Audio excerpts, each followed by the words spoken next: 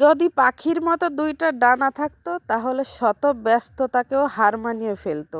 এতটা ইচ্ছা আমার বাইরে ঘুরে বেড়ানোর। হ্যালো এভরিওয়ান, শুরু করছি একটা নতুন ভিডিও। আশা করি ভিডিওটি সবার অনেক বেশি ভালো লাগবে। সারাদিন প্রচুর ব্যস্ত ছিলাম, প্রচুর।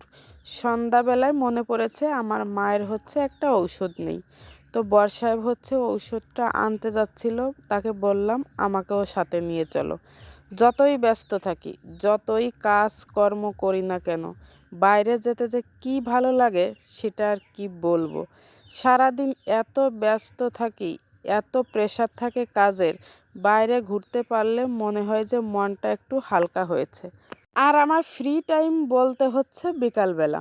সারাদিন তো স্কুলে থাকা লাগে, আর বিকালে বাড়ি এসে হালকা পাতলা যদি কিছু কাজ থাকে করি, না থাকলে এই যে সন্ধ্যার পর যদি কোথাও যাই।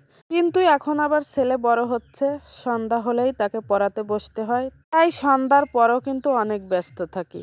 মায়ের ওষুধ কেনা শেষ, শীতলমারিতে যাওয়ার সময় নালুয়া থেকে একটু কাছে দেখেছিলাম এই জায়গাটা সুন্দর একটা ডেকোরেশন করেছে, দুই একটা দোকানও আছে। তো তখন আর যাওয়া হয়নি, ফেরার পথে ঢুকে পড়লাম জায়গাটায়। গিয়ে দেখি বেশ কয়েকটি চেয়ারও আছে, টুকটাক একটু লোকজনও হচ্ছে। আমরাও কিছুক্ষণ বসলাম, জিজ্ঞেস করলাম তাদের কাছে কি কি আইটেম পাওয়া যায়। তারা মাত্র ডেকোরেশন শুরু করেছে, একটু বসা শুরু করেছে, আস্তে আস্তে সব কিছুই আনবে। তবে আজকে ছিল হচ্ছে ঝালমুড়ি, কফি।